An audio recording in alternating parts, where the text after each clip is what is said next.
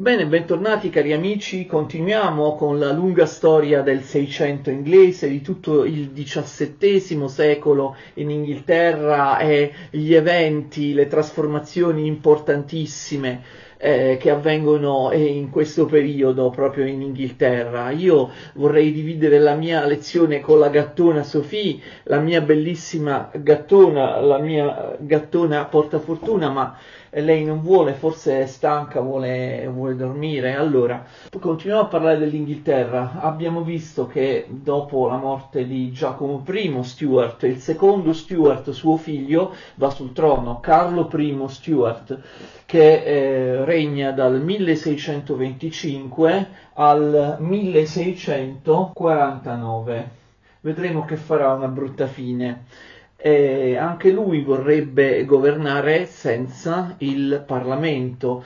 L'inizio del regno di Carlo I è molto difficile. Sappiamo che l'economia dell'Inghilterra si modernizza con l'allevamento stabulare, le nuove sementi, le enclosures, le protoindustrie, e siamo già nella rivoluzione industriale, ma le recensioni, le enclosures che impediscono ai contadini di entrare nelle proprietà private degli altri per prendere l'acqua, per prendere il mulino, per usare il frantoio, eccetera, riducono moltissimo le possibilità dei contadini di vivere e di sopravvivere, quindi molti contadini sono in rivolta verso questo embrione di capitalismo, verso questo sfruttamento orientato al profitto, al massimo profitto dei terreni che vengono recintati, iniziano a essere gestiti da grandi aziende agricole proto-industriali, quindi abbiamo delle campagne, un processo illegale perché queste recensioni erano illegali, che provocano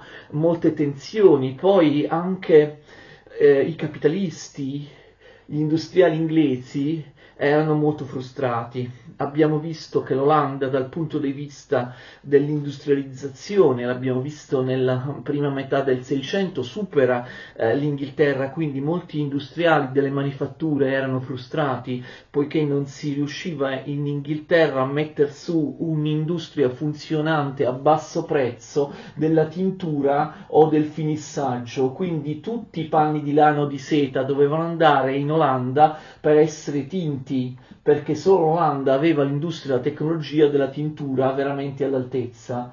L'abbiamo già visto parlando dell'Olanda, della storia dell'Olanda. Poi gli olandesi rivendevano questi manufatti a un prezzo doppio o triplo, reesportazione, quindi grossi problemi dell'industria inglese che non riesce a competere con la superiore industria olandese. Ormai la mentalità che i piccoli nobili di campagna, la gentry e anche dei proprietari terrieri nobili, gli yeomen, è una mentalità capitalista, volevano mettere a frutto le loro terre al massimo profitto, non come i nobili spagnoli e italiani o in cambio come i francesi che si accontentavano delle rendite, dei privilegi feudali. Quindi volevano, attenzione, che le risorse del regno fossero impiegate nelle industrie, nelle attività economiche, nei commerci internazionali, non certo per le solite guerre europee. Questi industriali non avevano interesse per le guerre. Invece Carlo I che cosa fa? Carlo I arriva sul trono nel 1625 e subito riapre la solita guerra con la Spagna, in aiuto ovviamente dei ribelli olandesi, degli indipendentisti delle Fiandre del Nord, che stavano separandosi dalla Spagna. Per fare la guerra ci vogliono i finanziamenti, e quindi ci vogliono tasse. Le tasse le può concedere soltanto il Parlamento. Carlo I chiede le tasse al Parlamento, che il Parlamento approvasse delle tasse per fare la guerra contro la Spagna. Il Parlamento dice di no, perché abbiamo visto il Parlamento era rappresentato soprattutto da puritani, da molti puritani e altri dissenters che non volevano che si spendessero soldi nella guerra contro la Spagna, volevano che si facesse l'industria della tintura, volevano che si investissero i soldi dello Stato nell'economia, e quindi niente, il Parlamento si scontra con Carlo I, non gli dà i prestiti.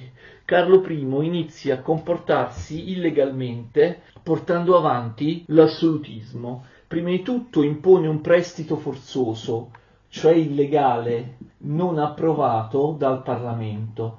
I parlamentari e molti magistrati si ribellano, cosa fa Carlo I? Fa arrestare arbitrariamente e illegalmente i magistrati che si oppongono, che si rifiutano di applicare i suoi editti illegali. Non potevano essere arrestati questi magistrati perché erano nobili, era una cosa totalmente illegale, quindi abbiamo l'imposizione dell'assolutismo. Nel 1628 il Parlamento protesta ed emana una petition of right, una petizione dei diritti, anche se al singolare right vuol dire richiesta di diritti, petizione dei diritti. Il Parlamento accusa Carlo I di ogni sorta di malefatta, però sapete che gli inglesi sono simpatici. Il Parlamento lo fa con un linguaggio polite, molto formale, molto educato. C'è scritto 3 volte nella petition of right, most humbly. Oggi in inglese si direbbe very humbly, però nel linguaggio dell'epoca most humbly significa molto umilmente. Il Parlamento fa notare a Carlo I, indirizzandosi a lui, molto umilmente che lui ha violato tutte le leggi e le consuetudini del regno. Inoltre il Parlamento chiede a Carlo I, sempre molto umilmente, chiede rispettosamente al re di finirla con gli arresti illegali, di liberare tutti coloro che erano stati ingiustamente arrestati e sono detenuti e di restituire il potere al Parlamento nell'ambito economico, rispettando i poteri del Parlamento perché secondo le leggi tradizionali soltanto il Parlamento può approvare tasse straordinarie. Secondo voi Carlo I accetta questa rimostranza da parte del Parlamento? Assolutamente no. Egli scioglie il Parlamento e governa da solo come sovrano assoluto per un lungo periodo, dal 1629, qui scioglie il Parlamento, fino al 1640, quindi ben 11 anni in cui Carlo I governa senza il Parlamento come sovrano assoluto. Come fa per governare senza il Parlamento? Utilizza degli espedienti finanziari spregiudicati. Che cosa vuol dire? Come fa ad ottenere le tasse? Vende monopoli prima di tutto. Ricordate il mercantilismo, il protezionismo? I sovrani incassano un sacco di soldi vendendo monopoli commerciali, ma questo non va giù alla borghesia e all'aristocrazia inglese, ai piccoli proprietari di campagna, la gente che vuole invece il libero mercato, il capitalismo, non può accettare questi vincoli al mercato, i monopoli. Inoltre, quello che fa Carlo I è molto discutibile anche perché le entrate di Carlo I tradizionalmente dovevano essere soltanto quelle dei dazi. Per tradizione il re percepiva direttamente i dazi doganali, non poteva moltiplicare le sue entrate in questo modo. È molto molto discutibile quello che fa Carlo I. Poi vende monopoli, ma anche utilizza la ship money. La ship money è una tassa, non è una tassa sulle pecore, attenzione. Ship money è una tassa sulle navi. La ship money c'era già, la dovevano pagare tutte le città che avevano una flotta, che dovevano mantenere una flotta, cioè le città costiere o sui fiumi. Carlo I invece fa pagare la ship money a tutte le città inglesi, anche quelle di montagna, quelle che lontanissime dal mare o dai fiumi. Estende la ship money a tutti e così trova finanziamenti per la guerra. Però il passo falso di Carlo I arriva nel 1638. Carlo I si mette in testa di governare come sovrano assoluto imponendo la chiesa anglicano-episcopale anche in Scozia, ma in Scozia, vi ricordate, ci sono i calvinisti presbiteriani, non accettano il sovrano assoluto, non accettano la chiesa anglicana e il concistoro, anzi il presbiterio di Edimburgo si ribella. La Scozia si rivolta in una gigantesca guerra civile nel 1638. E Carlo I non riesce a schiacciare gli scozzesi e quindi che fa? Attenzione, nel 1640 lui convoca dopo 11 anni il Parlamento perché vuole dal Parlamento delle tasse straordinarie per organizzare la repressione, per sottomettere i ribelli scozzesi. Secondo voi questo Parlamento che lui convoca dopo 11 anni è benevolo con il re, dopo che il Parlamento è stato schiacciato, umiliato per tanto tempo, i suoi esponenti messi in carcere, molti anche capi dei puritani durante questi 11 anni di governo personale di Carlo I erano stati messi a morte, giustiziati dal tribunale della Camera Stellata, ricordate la Star Chamber? Ne abbiamo parlato in passato, un tribunale supremo politico che punisce il tradimento nei confronti del re, la lesa maestà. In realtà il re inglese lo utilizzava per eliminare gli oppositori, e il braccio principale dell'assolutismo è la Star Chamber, quindi il Parlamento ovviamente non concede affatto queste tasse al sovrano, ma non solo, il Parlamento vorrebbe proprio togliere i poteri al sovrano. Quindi che cosa succede? Dopo 3 settimane Carlo I scioglie questo Parlamento, che aveva convocato dopo 11 anni. Questo Parlamento resta alla storia col nome di Short Parliament, Parlamento breve, perché è durato soltanto 3 settimane. Ma dopo pochi mesi gli scozzesi valicano la frontiera con l'Inghilterra, puntano su Londra. Non solo la rivolta non è stata sedata, ma è diventata sempre più preoccupante, e quindi nel novembre dello stesso anno, 1640, Carlo I convoca un secondo Parlamento. Questo non sarà sciolto, durerà molti anni, porterà avanti la prima rivoluzione inglese e durerà quindi dal 1640 questo Parlamento fino al 1653. Ben 13 anni con le vicissitudini che vedremo, e infatti è passato alla storia come Long Parliament. Prima è lo Short Parliament, adesso è il Long Parliament, il Parlamento lungo. Che cosa succede? Non solo il Long Parliament non è affatto d'accordo col re nelle tasse per sedare la rivolta con la Scozia, il Parlamento era dominato da personaggi come John Pym e altri non conformisti, puritani e altri dissenters, ricordate cosa vogliono dire questi termini, che vogliono rifondare completamente l'Inghilterra, dando poteri maggiori al Parlamento e togliendo poteri al re. Una rifondazione costituzionale complessiva, e questo iniziano a fare. Il Long Parliament inizia ad approvare ed emanare una serie di editti, di leggi che sono già rivoluzione inglese. Si tratta già della prima rivoluzione inglese, anche se non è iniziata la guerra civile, anche se per il momento non si combatte. Le leggi del Long Parliament, soprattutto quelle del 1641 e 1642, sono già rivoluzione, perché il Parlamento assume su di sé moltissimi poteri togliendoli al re. Il Parlamento si impossessa della direzione dello Stato. Nel 1641 viene arrestato, mandato a morte, giustiziato Lord Strafford, che non è l'ultimo arrivato, è il primo ministro di Carlo I, un suo amico, quindi il segnale nei confronti di Carlo I è chiaro: non possiamo uccidere te per il momento, uccidiamo il tuo primo ministro, Lord Strafford.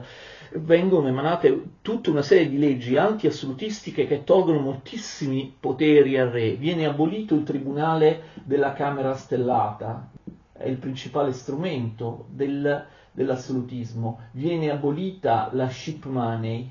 Il Parlamento decreta, legifera su se stesso, trasformandosi in un'istituzione permanente. Il Parlamento stabilisce di dover essere convocato ogni 3 anni e prima della scadenza non può essere sciolto. Abbiamo visto che fino ad allora il Parlamento esisteva solo quando il re decideva di convocarlo, se no poteva anche non esserci. Invece il Parlamento stesso decide di diventare un'istituzione parlamente, come sono i parlamenti di oggi nelle democrazie liberali. Ogni Parlamento deve essere eletto o nominato, nel caso della Camera dei Lord, ogni 3 anni, non può essere sciolto fino alla scadenza. Dopo 3 anni viene nominato e eletto un altro Parlamento. La situazione poi peggiora perché nel 1641 anche gli irlandesi, attenzione, l'Irlanda si ribella, quindi l'Inghilterra si trova di fronte alla rivolta della Scozia, mai risolta, ma anche alla rivolta dell'Irlanda.